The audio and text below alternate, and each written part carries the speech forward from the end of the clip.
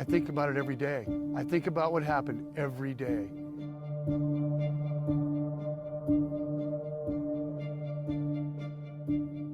And I try to rationalize it in my mind, that it could have been something else, but it wasn't.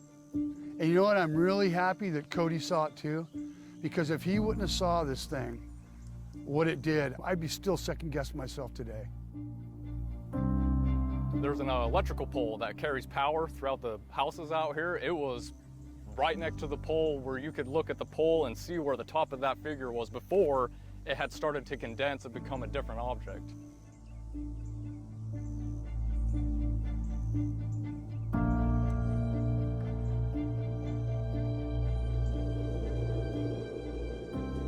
It was November 2nd, 10:15 in the morning when we actually had the sighting. It was just like any other morning, except it was a little bit later, and he was driving. The sun was at our back, so we have a very good vision of it because the sun was coming right down on it. And as soon as we came around the corner, I noticed what I had thought was a elk standing on its back legs right on the corner, right on the edge of the pavement, looking, a side view of it, looking towards the bushes.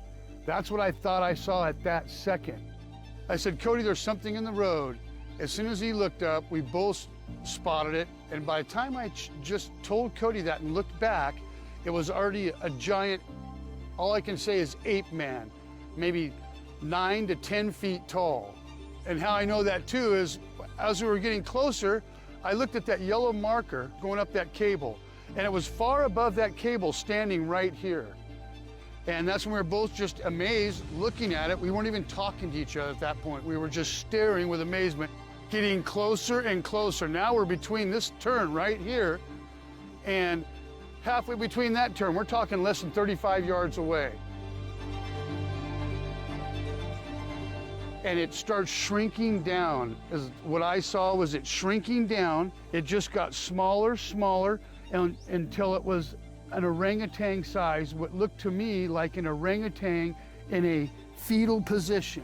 What did it look like to you, Cody? It looked like it had just hunched over and turned a very bright orange. At that point, it turned into a sphere. This all happened from right there to here. It turned into a sphere of orange, the brightest orange you've ever seen, round, globe-like, levitated off the ground. At that point, after it levitated, it turned into a geometric square. A perfect geometric square, still burning like the sun. It looked like the sun. And when this thing hunched over, it was so tall that its waist had to at least been here. This is where you would call the midsection, at least, of the beast. And the rest of it was up there. The top of it came down to the waist section like this.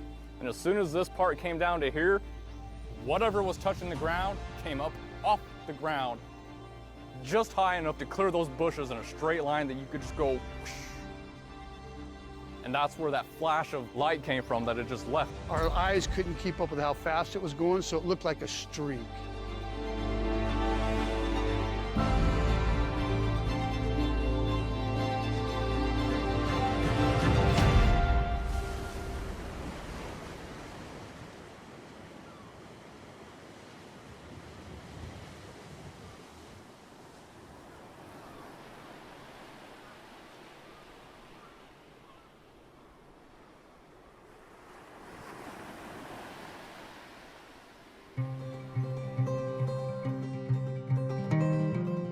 I decided to go to Coquille Point to do a painting there, and I was painting, and Cody and Harold came up, and he asked how much for the painting, because I was almost done with it, and he said, I'll buy it.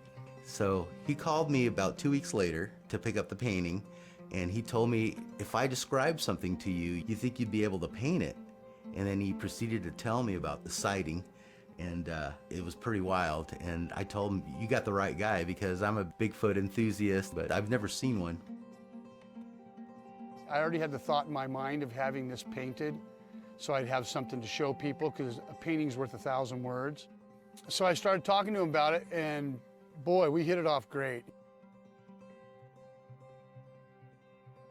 You know, I wasn't surprised for some reason, because I've I've heard some wild stories, and I've never had an encounter like that, but I had been listening to Sasquatch Chronicles, and a lot of the stories involved some supernatural things with Sasquatch sightings. I was thinking, wow, that's amazing, like you might have a piece of the puzzle here, that explains a lot of the elusiveness and, why they can't find a body. These guys might not be, physical.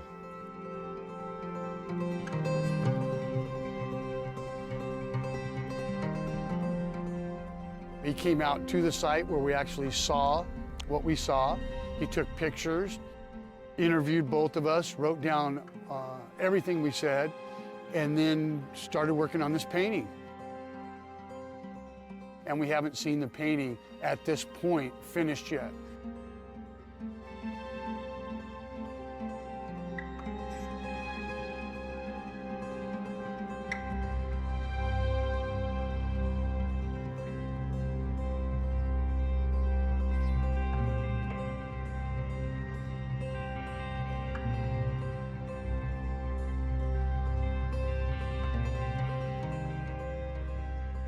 There's a lot of stuff that we don't know. We don't know everything.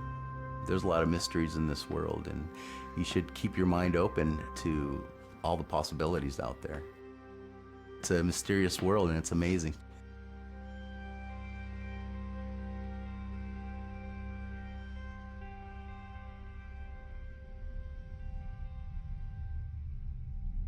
The first thing I did was I got down on my hands and knees and looked for hair, because this thing changed 3 different colors, and you would think it would have to drop a hair doing that. It would lose something doing that. And I got down and looked on my hands and knees and couldn't find one hair. And that's when we both looked at each other and said, you know what, I think we better get out of here. We'll come back later. And we did go back later, and we looked for tracks. There was nothing. I have my hopes that one day that it might reappear back in this spot, but the odds of that happening, as with every other encounter, once you've seen it somewhere, you're never gonna see it in that same spot. So it is quite amazing, actually, that we were able to time everything just right, that we had the best view of this Bigfoot-type creature doing all of its transformation right in front of us. It was able to do things that you couldn't even imagine. I've kept it to my mental image of what it was that I saw. I'm trying to just keep it locked in there, because I know that if I just keep it in my head and use that as my frame of reference, I'll never forget what it was that had actually appeared before us that day. Once you see something, no matter how hardcore you are on not believing something, I'd rather believe my eyes than what I was taught in a book. For about a week after that, at night, I didn't even sleep too good, to tell you the truth, because I was thinking about it all the time. Even at work, I was thinking about it, in my mind, did I see that? Because you keep seeing it over and over. When you see something that you've never seen before, you keep seeing it over and over. What are the chances of us seeing something like that? That's what I always think about. 1 billion to 1, 2 billion to 1. Why us? It could have very easily just jumped off the road, but instead it stayed there and let us, as we're getting closer and closer, it let us see it do all these changes. I will never forget it. It's plastered in my mind. If you would have had that experience, you would never forget it either.